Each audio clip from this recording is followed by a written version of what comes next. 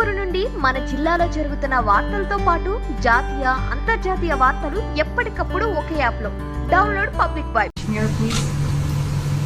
Well, we spoke last night about Kashmir, and the Prime Minister really feels he has it under control. I know they speak with Pakistan, and I'm sure that they will be able to do something that will be very good. We spoke about it last night at Guru. Mr. Modi, do you want to add?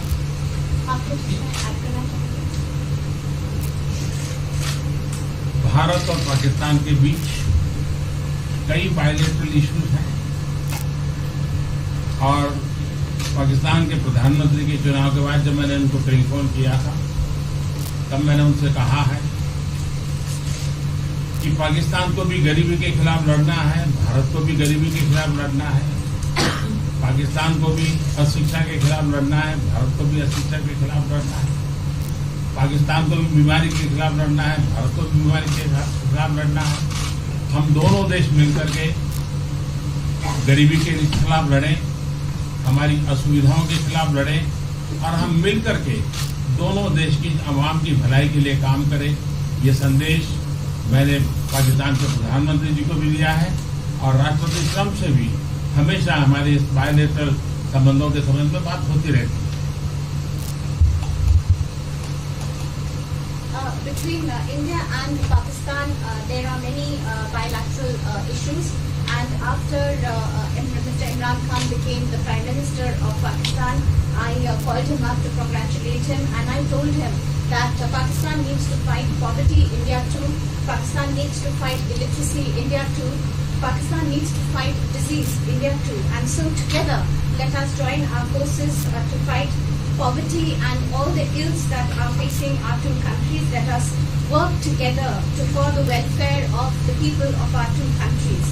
And this is the message that I keep giving my counterpart in Pakistan. Along with President Trump, we also keep talking about the different bilateral issues between us. Mr. Modi, would you like to have President Trump be involved in negotiating between Pakistan and India? Bharat और पाकिस्तान के सारे issues bilateral हैं और इसलिए हम दुनिया के किसी भी देश को इनके लिए कष्ट नहीं देते हैं और मुझे विश्वास है कि भारत और पाकिस्तान जो 1947 के पहले एक ही थे, हम मिलजुल करके हमारी समस्याओं पर चर्चा भी कर सकते हैं और समाधान भी कर सकते हैं। India and Pakistan have all the issues are of bilateral nature, and we do not want to give pains to any country in the world to in fact try to do anything in this, because these issues are bilateral. And I trust that before 1947, when we were one country, that even afterwards we can find solutions through discussions. Mr. President, is that offer still on the table?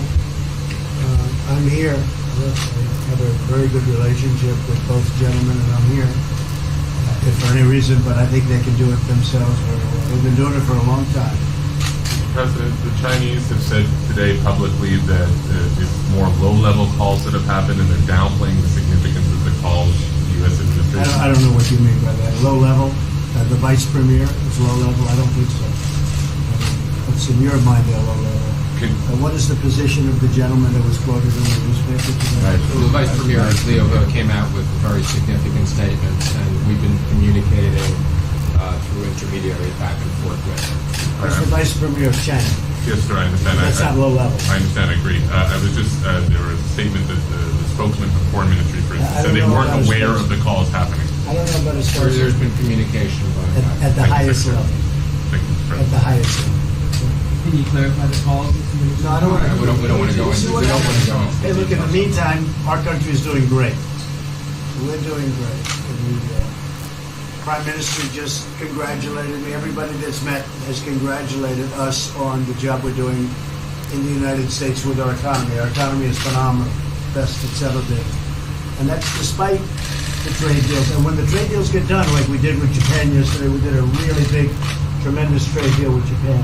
And we have others coming. We're negotiating now in earnest with the European Union because they want to do that. They want to do that, and I do too. So So when we get these deals done, our country will be transformed. I mean, it'll be monetarily transformed. It's such a difference between the horrible, horrible one-sided deals that we had in the past. And frankly, past administrations should be ashamed of themselves for allowing that. But we have many of them. One of them is the USMCA, Mexico-Canada. And hopefully that'll get voted on very quickly. Everybody wants it to happen, so hopefully we can make that a bipartisan bill. But we have many trade deals that are doing very well, and including China. And I think it was necessary to go through this, you would say a rough patch, but I'd say maybe much more than a rough patch. But that's okay, because we've been paid billions and billions of dollars. And you know that prices haven't gone up, and there's been no inflation. And we've put a lot of money in the Treasury, and tens of billions of dollars.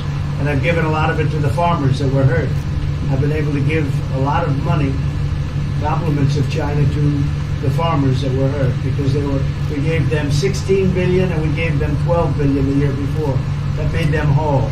That was the amount of money that China didn't invest in give to our farmers. So the farmers have been amazing, but they're very happy with the job we're doing. But eventually they're going to be the biggest, or one of the biggest beneficiaries. Okay? Mr. President, did you attend the climate session? Say it? Did you make it to the climate session? Were there any conclusions that you should I'm going to. In fact, it's going to be our next session. So we haven't had it. Do you have a message that you would like to deliver to? No, I want clean air and clean water. And we're right now having the cleanest air and cleanest water on the planet. But that's what I want. I want absolutely clean air and clean water. Mr. President, just briefly back on China, we saw the comments from you about wanting calm. Calm, exactly. Just wondering if you could clarify what you meant about the call. Was that with lighthearted? I don't want to talk about calls. We've had calls. We've had calls at the highest levels. But I don't want to talk about that. But the Vice Chairman put out a statement last night that was a statement and saying that he wants to make a deal and he wants calm. And I think it's a very good word to use, calm. It's not a word that I use that often, but it's a good word to use. And I think it's one of the reasons that's a great country. I mean, they understand. I think that message also helps with respect to Hong Kong. I really do. I think it makes it easier for Hong Kong to do something. And I think that President Xi will do something with Hong Kong. I really think that message is a good message with respect to what the ultimate outcome is in Hong Kong. Very, very positive message. And we appreciated it. We appreciated it. What else? Anything else? Mr. President, what are your latest thoughts on your threat on pulling out of the WTO? And if you do, can I also ask Mr. President Modi what your response to that in terms of how it will affect India's trade strategy? Well, we haven't been happy with the WTO, but now we're winning cases. We won the big Airbus cases, you know. It's a tremendous case. I mean, it's billions of dollars. That was a very recent victory, and we're winning cases now. We're being treated more fairly now in the WTO, which we appreciate. मुझे लगता है कि हम दोनों को बात कीजिए, हम दोनों बात करते रहेंगे. जब जरूरत पड़ेगी आप लोगों को जरूर जानकारी पहुंचाएंगे. He actually speaks very good English. We just don't want to talk about it. I feel that you should let us discuss these things, and when we feel the need, we will communicate to you. Mr. President, Russia has just recently said they have no intention of asking to be readmitted to the G7.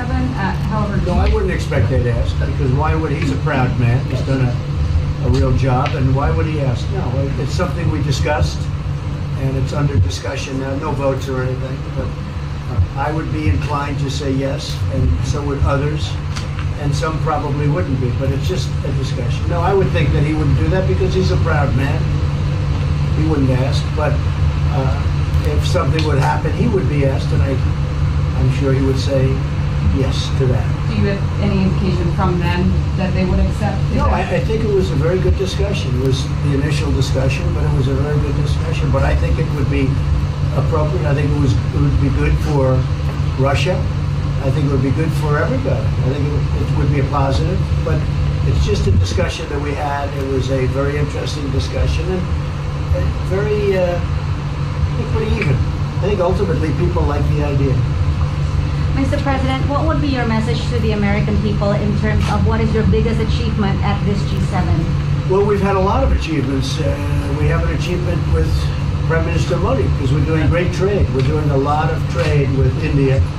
That's an achievement. I think obviously the Japan deal is a tremendous achievement because it's one of the biggest trade deals and it affects directly our farmers. Even the fact that he's taking all of the excess corn that China didn't take, hundreds of millions of dollars worth of corn, and he's buying that. Japan is buying all of that corn at a fair price. And, that was great. So that was very important. I also think that unity is very important. We had a very good, despite you read the newspaper stories, the stories bear no resemblance to what's taking place. You saw me with Chancellor Merkel. You saw me with all of them. The relationship is great. We have 7 nations. In addition to that, we have other nations like India and others that came in. Australia came in, Scott. We have a lot of people came in. And I'll tell you that it's been total unity. What would be the area of most unity, There's been no dissension. There's been no fights or arguments. There's been no anything. I mean, there's been great unity here. And honestly, the papers haven't reported how good it's been.